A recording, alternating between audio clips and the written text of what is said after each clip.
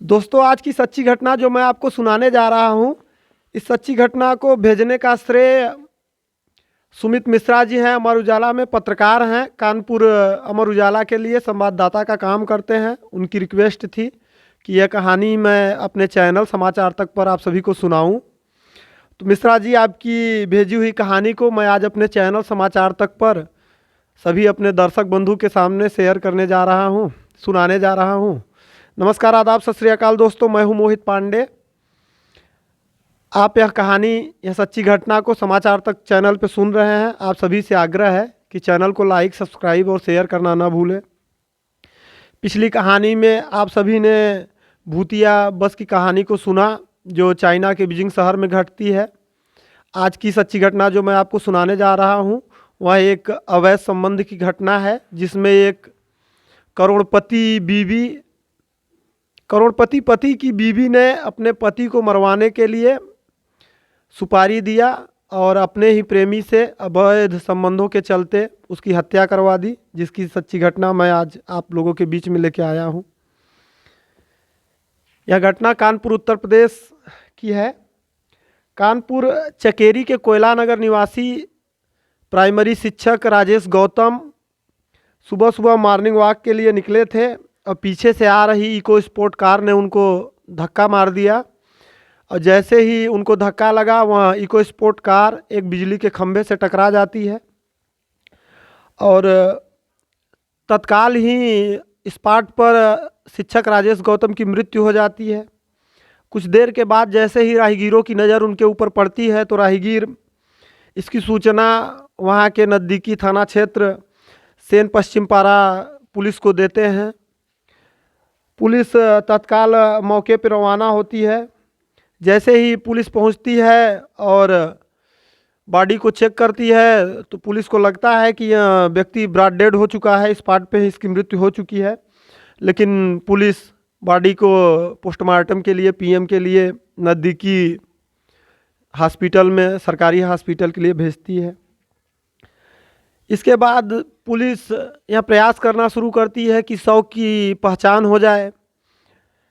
शव की पहचान जल्दी हो जाती है, क्योंकि वह एक फेमस व्यक्ति थे, करोड़पति व्यक्ति थे, पॉपुलर व्यक्ति थे, जो रियल एस्टेट में पैसा लगाते थे, इसलिए वहाँ क्षेत्र में पॉपुलर थे। जल्दी ही शव की पहचान हो जाती है शिक्षक राजेश गौतम के रूप में। इसके बाद पुलिस मृतक की पत्नी पिंकी से बातचीत करती है, तो पिंकी यह कहती है कि, और नॉर्मल जो देखने में लग रहा था कि एक्सीडेंट है, और पत्नी भी इस बात को स्वीकार करती है कि सुबह सुबह एक्सीडेंट में स्वाभाविक मृत्यु हो चुकी है। इसके बाद इस घटना में एक बहुत चौंकाने वाला मोड़ आता है।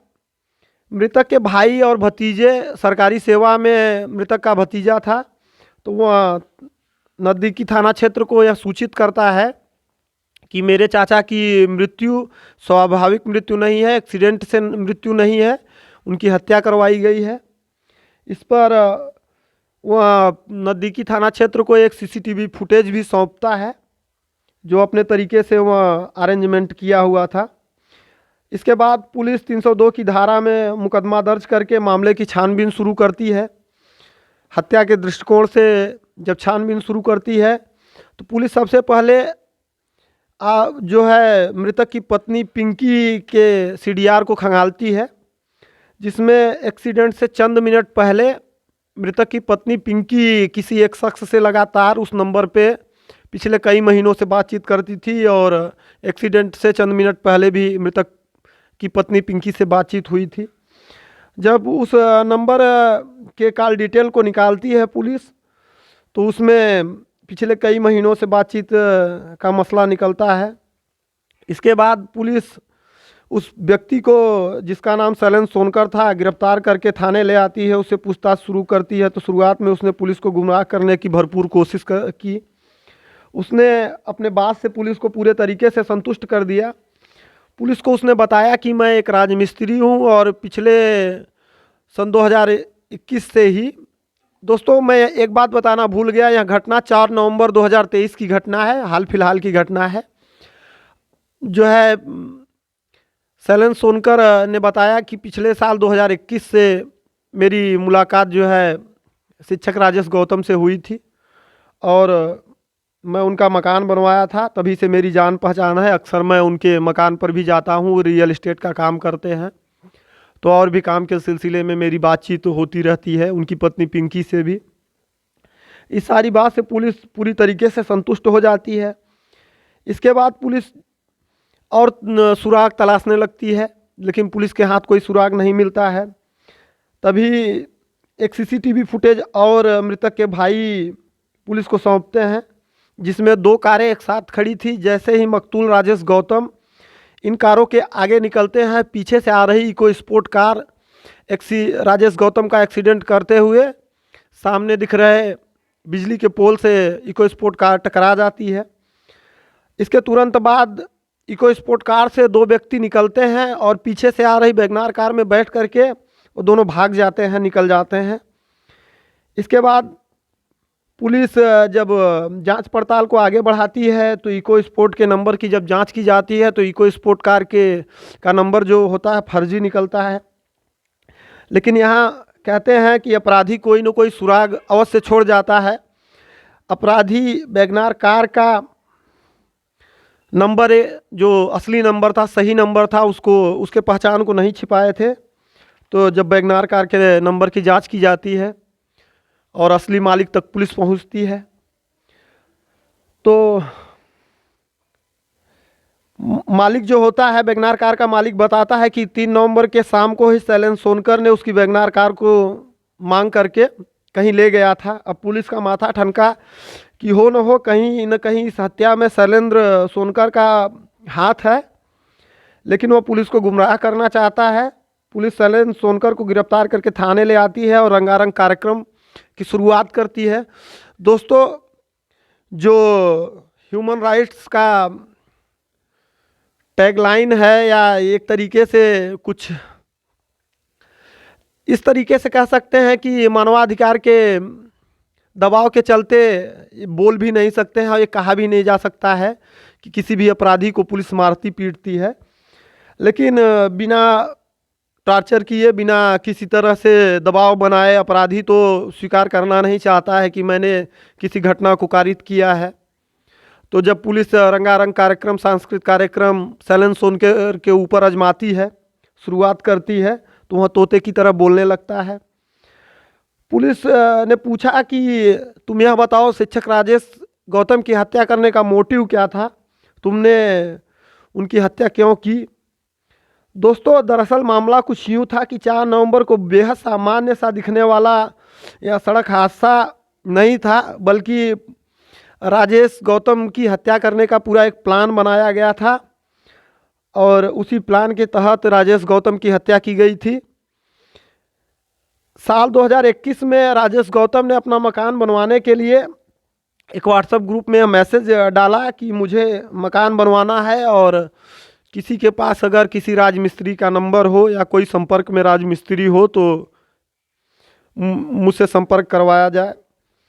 अब इसके बाद उसी ग्रुप में किसी ने शैलेंद्र सोनकर का नंबर जो है ग्रुप में भेजा। धीरे धीरे राजेश की पहचान शैलेंद्र सोनकर से हुई, काम के सिलसिले में बातचीत होना शुरू हुआ। धीरे धीरे राजेश की पत्नी पिंकी से भी शैलेंद्र सोनकर का संपर्क बनता है, बातचीत शुरू होती है। कहीं न कहीं शैलेंद्र सोनकर की नज़र शिक्षक राजेश गौतम की पत्नी से हो जाता है। अब उस संपर्क को आप अवैध संबंध करार दे सकते हैं, अवैध संबंध ही था।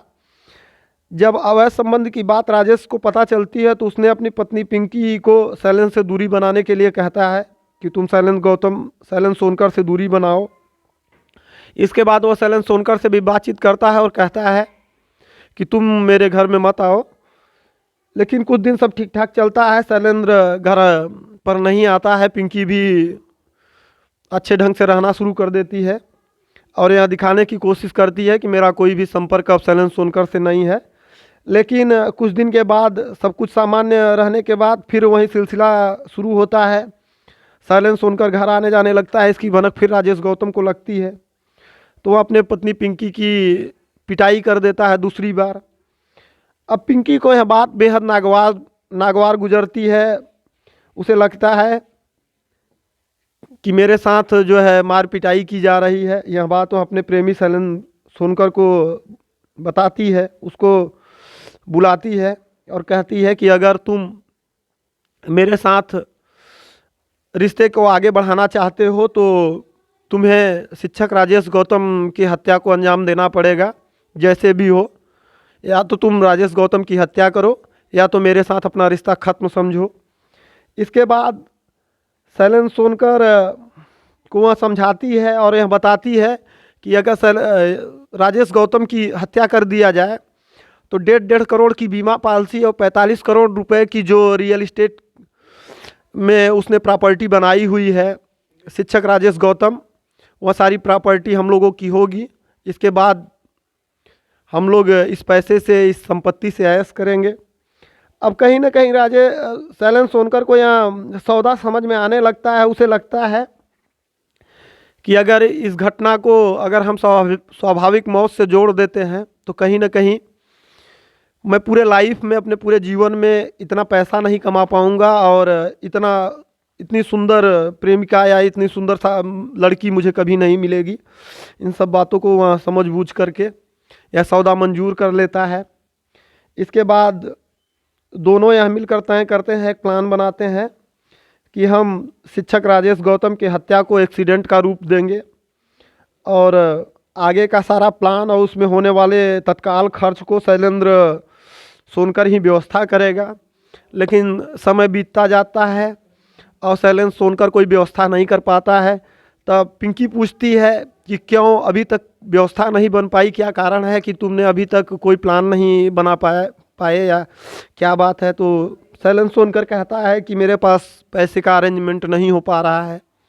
इस पर शिक्षक राजेश गौतम की पत्नी अपने गहने और कुछ गहनों को जो है बेच करके और कुछ कैश अरेंजमेंट करके शैलेंद्र सोनकर को देती है। 4 लाख में शैलेंद्र सोनकर आवास विकास 3 निवासी ड्राइवर सुमित कठेरिया से संपर्क करके 4 लाख रुपए में यह सौदा तय करता है। फिरौती के मतलब हत्या की जो राशि तय की जाती है उसको तय होता है कि 4 लाख अगर तुम लोग शिक्षक राजेश गौतम की हत्या कर देते हो तो 4 लाख रुपए मिलेंगे। इसके बाद इस रकम को वह सुमित कठेरिया को दे देता है और सुमित कठेरिया जो है अपने एक मित्र से संपर्क करता है और संपर्क करके जो है प्लान बनाया जाता है और 4 नवंबर को घटना अंजाम देने की बात तय हो जाती है।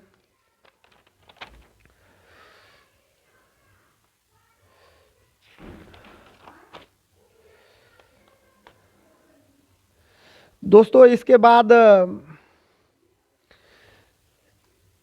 4 नवंबर के अल सुबह एकदम राजेश गौतम जब मॉर्निंग वॉक के लिए निकलते हैं तो इको स्पोर्ट कार से उनका एक्सीडेंट कराया जाता है। इसमें एक चौंकाने वाली बात बाद में जांच के दौरान निकल करके आई। उनकी पत्नी पिंकी ने इस बात को जो है माना कि सुबह सुबह राजेश और पिंकी का बड़ा बेटा मॉर्निंग वॉक पर जाने के लिए अपने पिता के साथ जिद कर रहा था, लेकिन पिंकी को प्लान सब पता था, फ़ोन पर उसकी बातचीत हो रही थी। तो वह अपने बड़े बेटे को मॉर्निंग वॉक पे अपने पति के साथ जाने नहीं देती है और ज़बरदस्ती पढ़ाई का हवाला देकर रोक लेती है, नहीं तो उसी दिन बेटे की भी मौत हो जाती। अभी पत्नी पिंकी सहित 4 अपराधी जेल में हैं और इस पूरे मामले में बेटा भी गवाह है।